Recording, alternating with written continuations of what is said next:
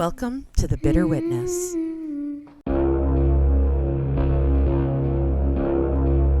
Don't be scared.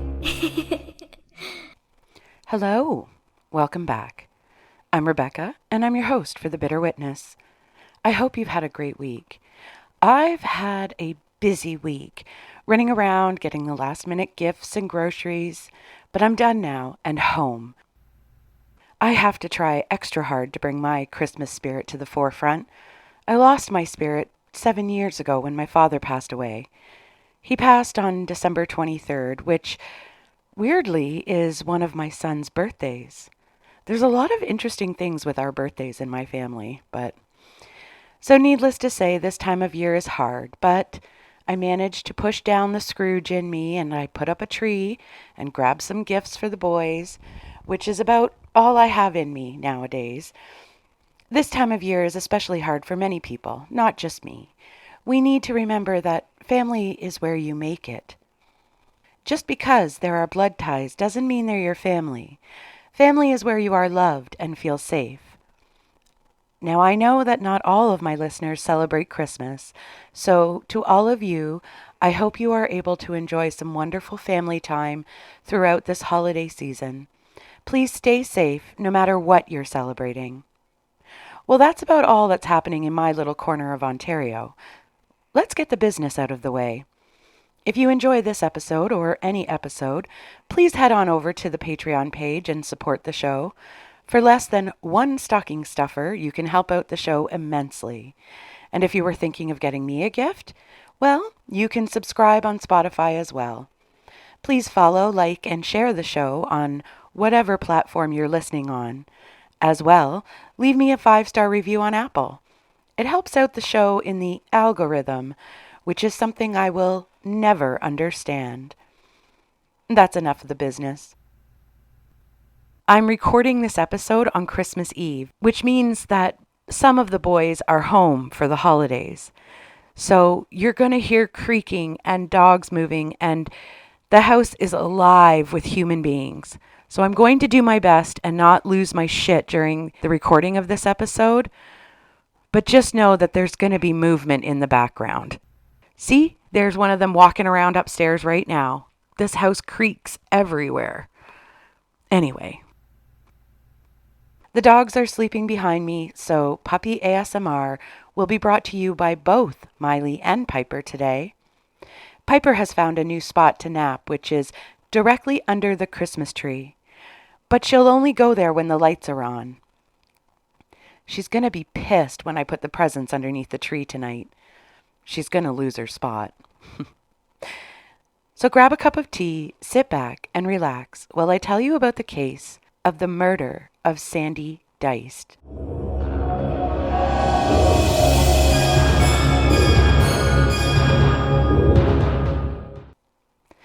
As always, I want to give the victims in the case top billing. Sandy, and to all of Sandy's family and friends, I acknowledge you and send my love to you wherever you may be. Family is often described as a complex tapestry woven from both bloodlines and the bonds we cultivate through shared experiences, love, and support. While biological connections can establish a foundation, the true essence of family transcends genetics. It encompasses those individuals with whom we feel safe and secure, those who stand by us during life's trials and triumphs. This sense of belonging creates a sanctuary where we can be our authentic selves, free from judgment and filled with understanding. In these safe havens, we find the strength to face our fears and the courage to pursue our dreams, knowing that we are supported by those who care deeply for us. Yet in moments of crisis, the instinct to protect and save our family emerges instinctively.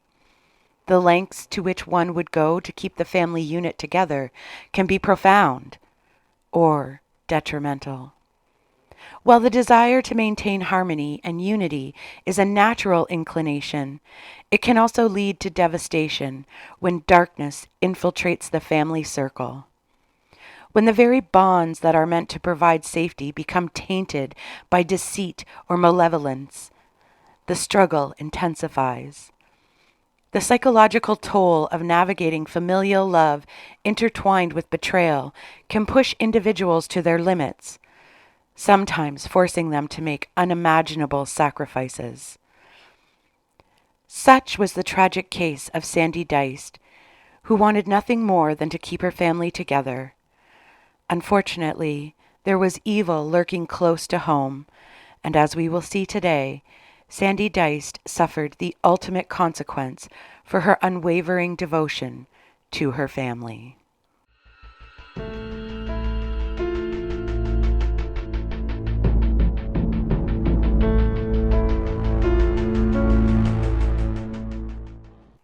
David Duyst and Sandy Duyst met in high school.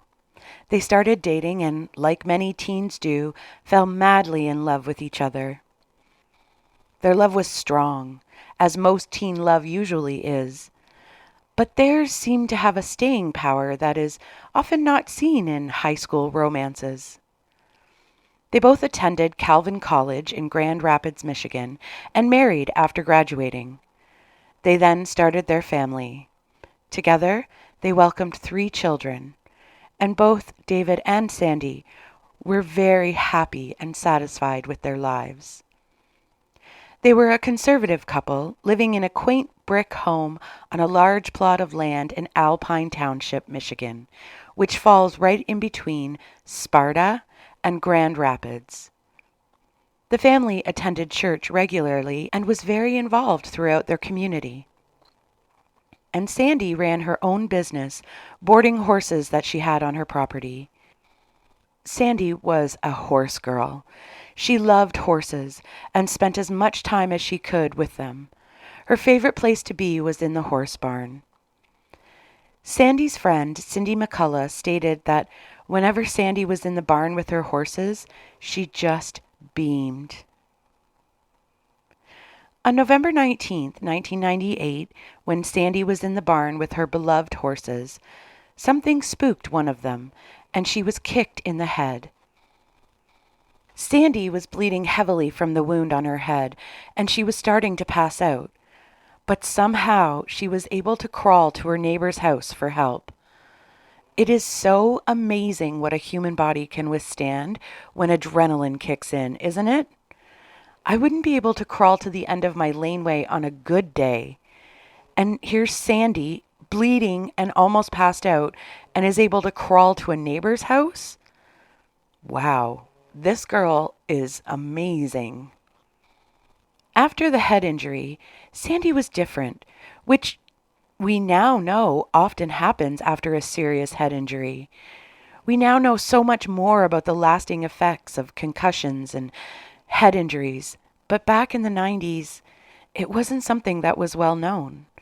Sandy started experiencing massive mood swings and bouts of severe depression, which is actually pretty common with massive head injuries. After about a year of suffering through this, David and Sandy's marriage started to crumble from the stress. They had started sleeping in separate bedrooms.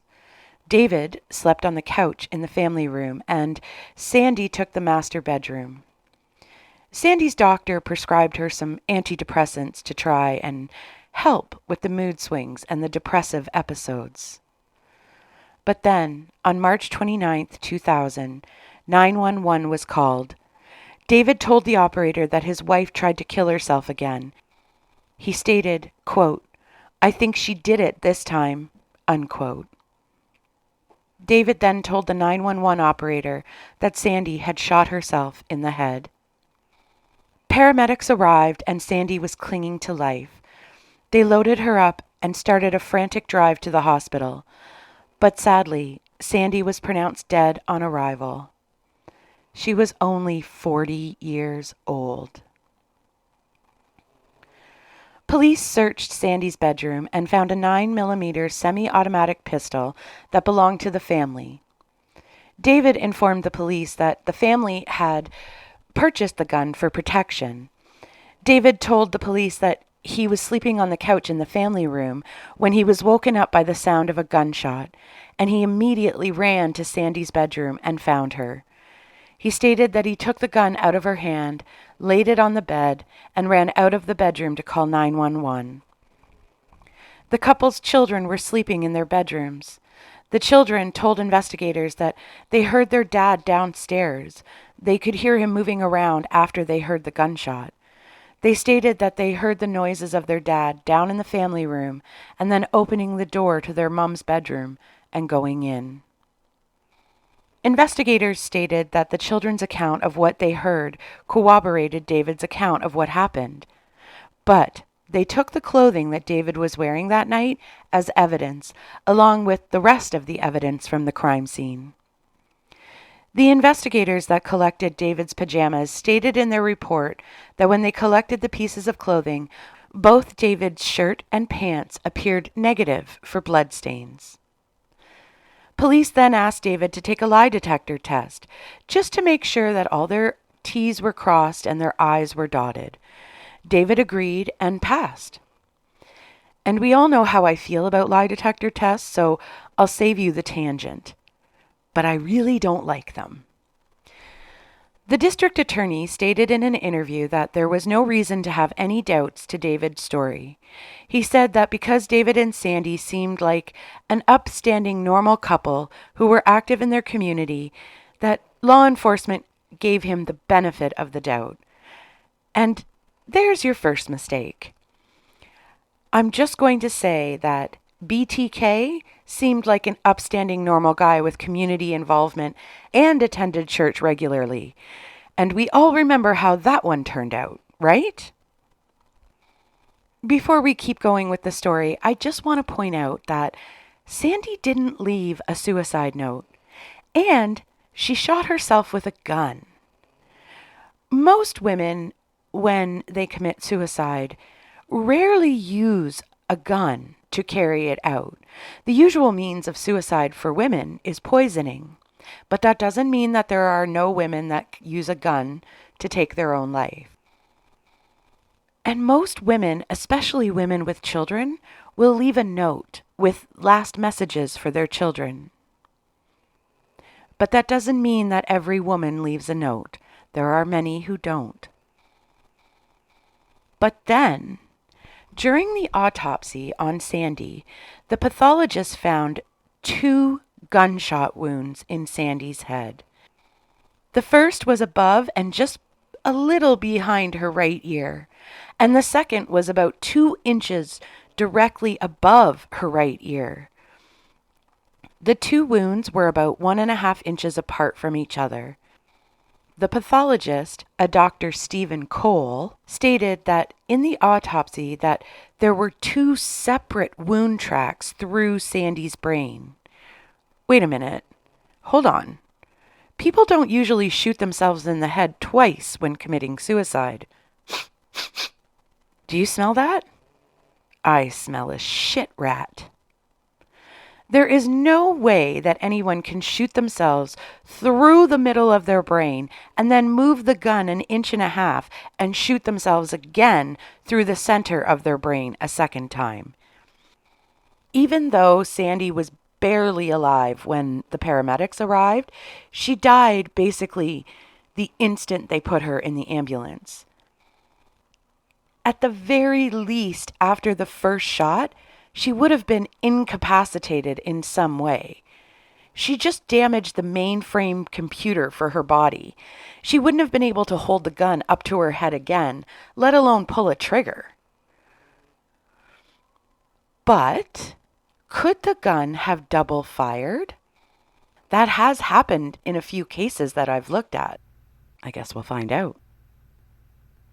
The pathologist, Stephen Cole, also found that there was no blood splatter on Sandy's hands or arms, but there was blood splatter on the gun.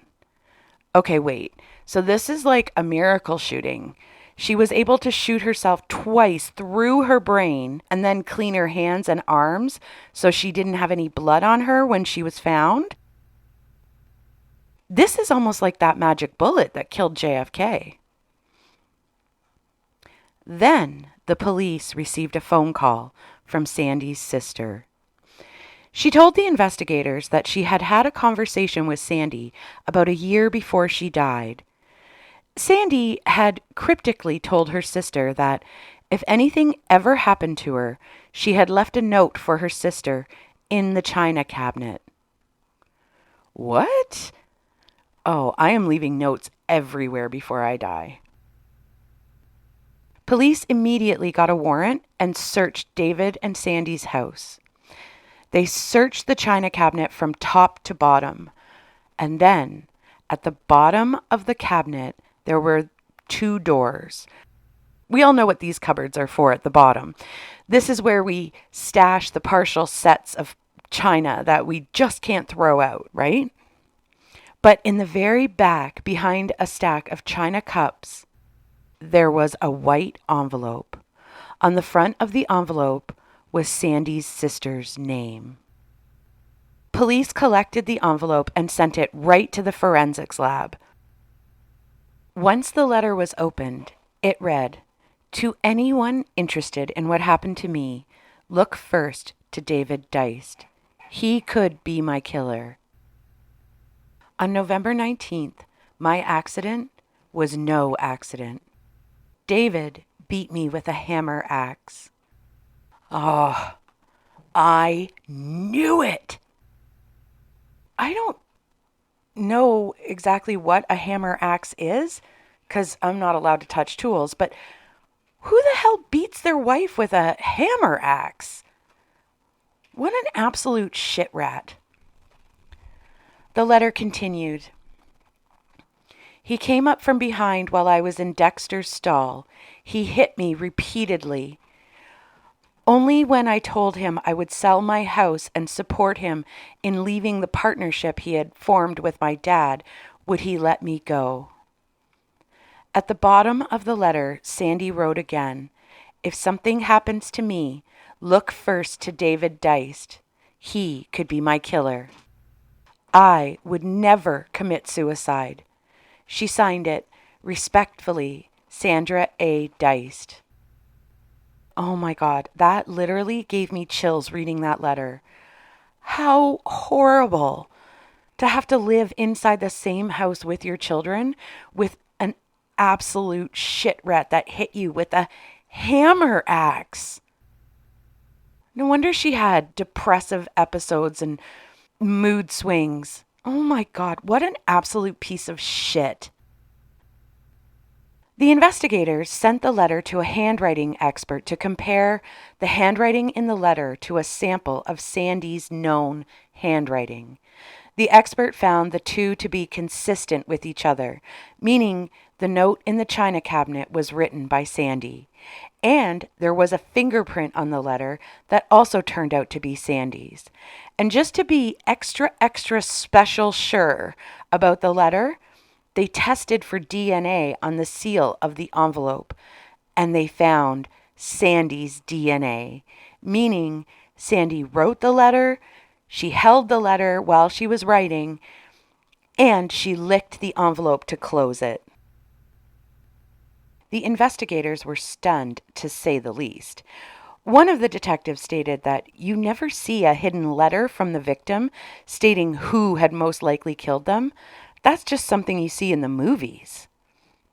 Police started looking into the incident from November 1998, when Sandy said that a horse had kicked her.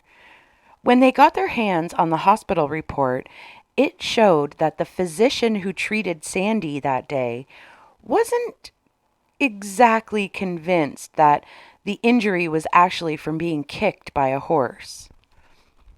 According to the doctor's report from Sandy's hospital records, there were a number of lacerations in her head, and they were all semicircle in shape.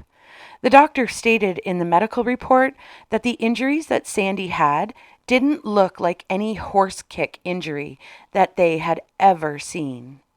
A friend of Sandy's, one Dr. John Hulsing, stated that after Sandy was kicked in the head, he went inside the stall where it happened, and there was no blood on the wall of the stall, which there should have been had Sandy been kicked in the head. Dr. John, we're going to call him Dr. John, stated that all the blood inside that barn was outside of the stall in the walkway area where a horse would never be unless it was on a halter being led by someone. And if Sandy was leading a horse through the walkway, she wouldn't have been kicked in the head. She would have been at the front of the horse. Police went to David Shitsnake, which is what we're going to call him from now on, and confronted him with Sandy's letter. Of course, we all know what shitsnakes do when backed into a corner, don't we? Deny, deny, deny. David told the police that Sandy was kicked in the head by her horse, and that was all that had happened. But you know, there's this thing about shitsnakes. For the most part, they are really dumb. And while David was in the interview with the police, he admitted that he had been having an affair with his secretary, a woman named Linda Ryan. Of course you were, David, you absolute piece of garbage. Oh my God, he just looks worse and worse and worse. He's going to be demoted down to shit rat soon. David told the police that Sandy had found out about the affair, and then he gave the police a voicemail message from Sandy. The voicemail message was left on David's office phone and proved that Sandy was suicidal, according to David. Oh, give me a break. I really hate this guy. In the message, Sandy says, quote, "David, as far as I'm concerned, my Christmas is over, my life is over, and you can go on without me. I don't know what else to say. Enjoy your work, enjoy your life," unquote. Sandy's friend, Cindy McCullough, stated that even after the attack in the barn, Sandy stayed in the marriage and tried to make things work because she really did love David. And Sandy wanted to keep her family together. Cindy stated that to Sandy, family was everything. Sandy didn't want to see her family fall apart. Her life was David and the kids. David just continued to deny that he had ever hit Sandy in the barn. And when the police confronted him and told him that Sandy had 2 bullet wounds in her head, David told the police that the gun must have double fired when Sandy killed herself. Investigators sent the gun to Brad Bachelder. I hope I said that right. Bachelder is a gun maker, an expert in guns, if you will. The investigators wanted to know if there was actually any way possible that the gun that killed Sandy could have double fired. According to Bachelder, the gun still had the original grease inside of it, meaning that the gun had not been fired hardly at all. Bachelder stated in an interview that the specific gun, which is a Smith & Wesson model number SW9V, that was used to kill Sandy was actually designed for safety, and you couldn't fire the weapon unless there was a complete pull of the trigger. And this gun required 11.5 pounds of pressure to pull the trigger, whereas most guns usually take between 4 and 5 pounds of pressure to pull the trigger. As well, from what I read about this model of gun, and I could be completely wrong because I don't understand or know anything about guns, but it has a safety clip thingamabob on it that has to be clipped onto another piece of the gun when the trigger is engaged, meaning that the likelihood of this gun double firing was slim to not a fucking chance. It does happen once in a blue moon that someone who is taking their life will shoot themselves twice in the head. It is very rare, obviously, because usually when a person is shot in the head, they are incapacitated immediately. Either they are dead or they are so severely injured from the first shot that they aren't coherent enough or capable to grab the gun and do it again. The other thing about this case is I read a study once. I was researching suicide survivors, and the majority of the survivors said that the instant they jumped or pulled the trigger or however they were suiciding, the instant that they started the act, they had an overwhelming feeling of regret and wished that they could rewind and not do it. Now, in a study like this, naturally, those who suicided successfully cannot be interviewed, so it is a little biased, but I always found that really interesting and thought-provoking. So, would someone who has just shot themselves in the head have the same instant regret as those in that study? Or are they determined enough to suicide that they would, with catastrophic and or incapacitating injuries, drag themselves over to the weapon or grab the weapon, pull it up to their head, and finish what they started? It's just thought-provoking. In Sandy's case, though, the pathologist, a Dr. Stephen Cole, determined that the location of each of the gunshots Sandy suffered would have either killed her instantly or incapacitated her so severely that she would not be able to lift the gun a second time. Had Sandy actually committed suicide, after the first shot, she would have either been incapacitated beyond having the capability to pull that trigger a second time, or dead, in which case she couldn't have reached the gun, picked it up, and pulled the almost 12 pounds needed for the trigger for a second shot. In fact, Dr. Stephen Cole determined that the first bullet that went through Sandy's head went directly through the center of her brain, which is where the brain controls your motor functions, the thalamus, the hypothalamus, the basoganglia. According to Cole, all of these pieces of her brain were destroyed with the first shot. So even though she survived the first shot, she didn't have the ability to pick up the gun for the second shot. With this evidence, Dr. Cole determined that Sandy's death was a homicide, not a suicide. But the investigators had a small problem. Remember in the initial report, the police wrote that there was no apparent blood splatter on David's shirt. And if he shot Sandy twice at close range, he would have been covered in blood spatter. Investigators looked into the processing of David's pajamas when they reached the lab, and they found out that when David's clothing arrived at the lab for analysis, those working the case in the lab were told that the clothes were from a suicide, and so the lab analysts literally held the shirt and pants up and looked at them with their naked eyes, and then sealed it away as evidence of a suicide. They didn't actually analyze any part of the shirt or pants. Oh, come on, people. Do your damn jobs. Even though the clothes were labeled as being from a suicide, you still have to analyze them. That's why they're sent to the lab. That's like a doctor looking at someone who is sick and saying, "Yep, you're sick," and then leaving the room. Good Lord Almighty, give me a break. Police investigators immediately made the lab analyze the shirt and pants.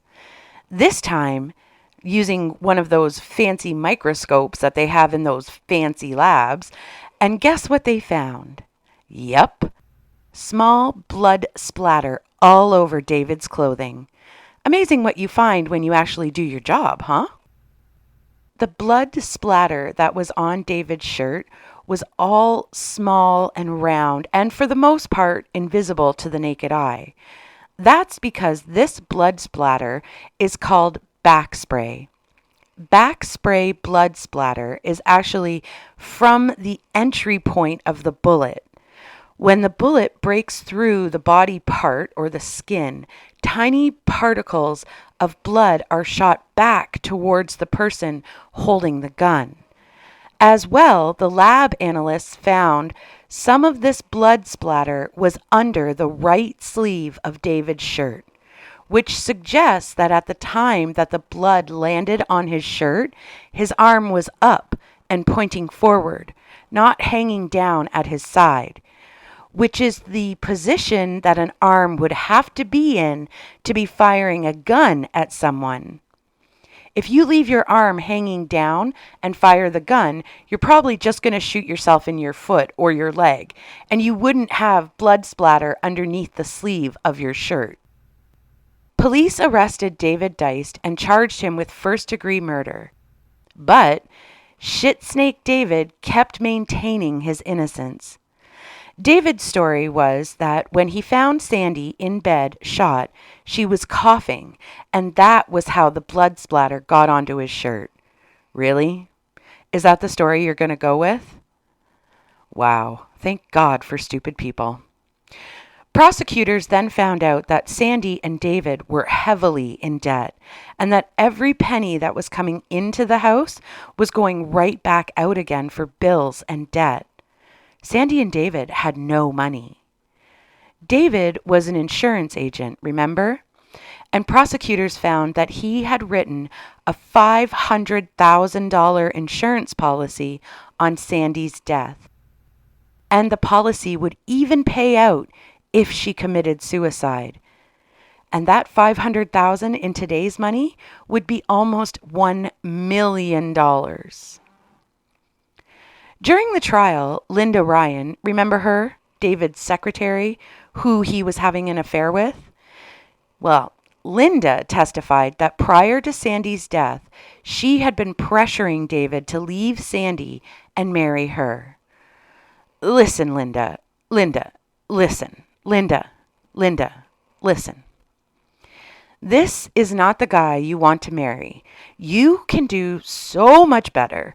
This shit snake looks like a little weasel anyway. Why would you want to stand beside him in a wedding photo? You wouldn't. Girl, go find yourself someone better. And stop dating married men. According to prosecutors, because David was under pressure to leave Sandy and marry Linda, he decided that if Sandy were dead, he could avoid paying child support and alimony, and he would get the $500,000 from the life insurance policy, and he would get the house and the barns. And this way, he could get out of debt and be with the woman he wanted with no financial strings back to Sandy. Shitsnake David kept on maintaining he was innocent. He argued in court that the gun had to have double fired when Sandy took her own life. And then he told the court that Sandy's letter was an attempt by Sandy to frame David for her death. He stated that Sandy wrote the letter knowing she was going to take her life and that she hated him so much that she was just being malicious and trying to get him in trouble. During his testimony, he stated about Sandy, quote, "Nothing was ever good. Everything was always bad. That kind of mindset, that's what she thought. That's what she said. That's how she expressed herself," unquote. You know what? Fuck off, David, you lying little shit weasel. If you could have seen the look on his face when he was saying all this about Sandy, he just looks like a slimy little dickhead. And then, during other parts of his testimony, he was laughing and joking with his attorney, like he was there for a coffee date with an old friend.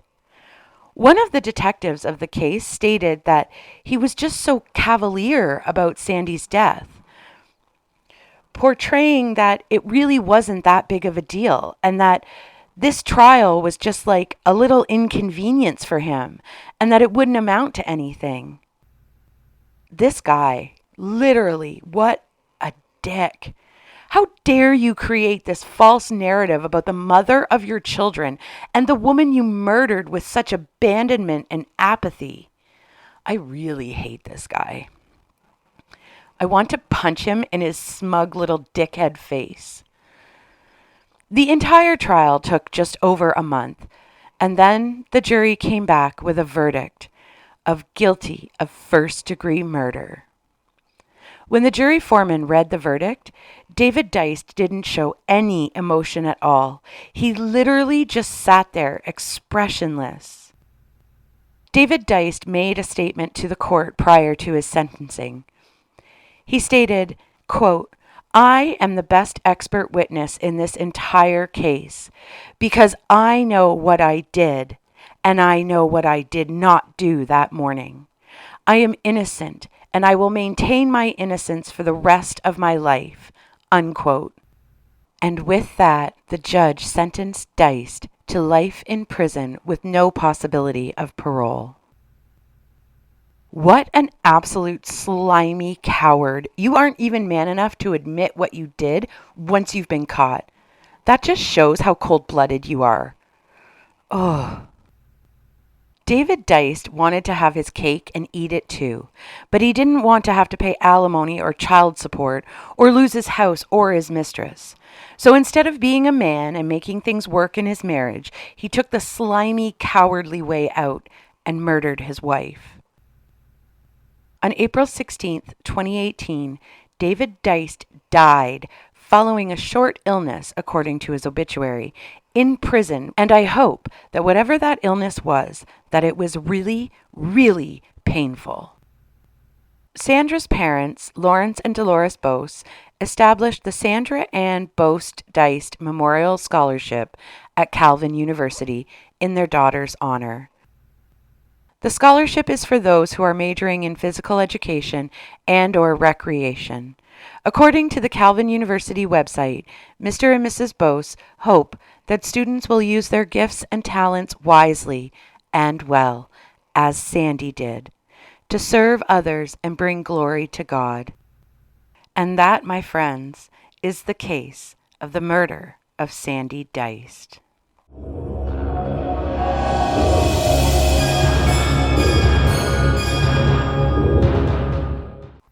My thoughts. While Sandy's letter served as a lifeline for uncovering the truth, it also shed light on the darker aspects of her relationship with the shit rat David.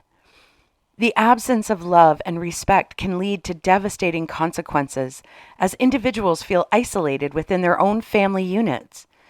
Sandy wanted nothing more than to keep her family together. It's a stark reminder that families are not simply defined by biological ties. Rather, they thrive on emotional bonds that members choose to cultivate. This lack of emotional investment can result in tragic outcomes, as was the case for Sandy. Understanding this truth invites us to rethink our definitions of family and emphasizes the importance of nurturing our relationships with care and intention. Ultimately, we must recognize that family is a choice, a commitment to support and uplift one another, rather than a mere biological accident.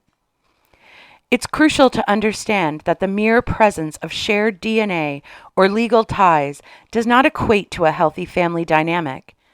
True family is built on mutual affection and understanding elements that foster a nurturing environment where everyone feels valued. Without these essential ingredients, relationships can become toxic, and the weight of obligation can overshadow genuine connection. Sandy should still be here, enjoying growing older and watching her family grow with her grandchildren. Instead, her grandchildren were never able to meet their grandma, and her children's accomplishments were celebrated without Sandy's applause.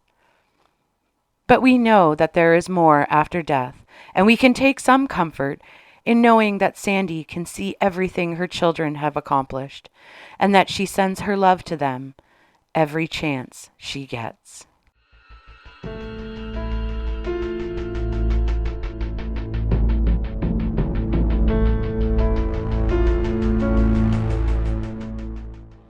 What a horrible story. Domestic violence is such a horrible thing to have to deal with. If you or someone you know is dealing with any aspect of domestic violence, please reach out for help. There is help out there. If you're helping someone dealing with domestic violence, remember, it may take some time for them to be ready to leave. So please be patient with them and show them love. Offer them the supports, and eventually, I hope they will take the help. And with that, I think we'll leave it there for this week. Have a wonderfully happy and joyous holiday season with whatever you are celebrating. And if you're not celebrating, then just have a wonderful week. Stay safe, get your pap test done, and enjoy your day today. This has been a Bitter Witness production.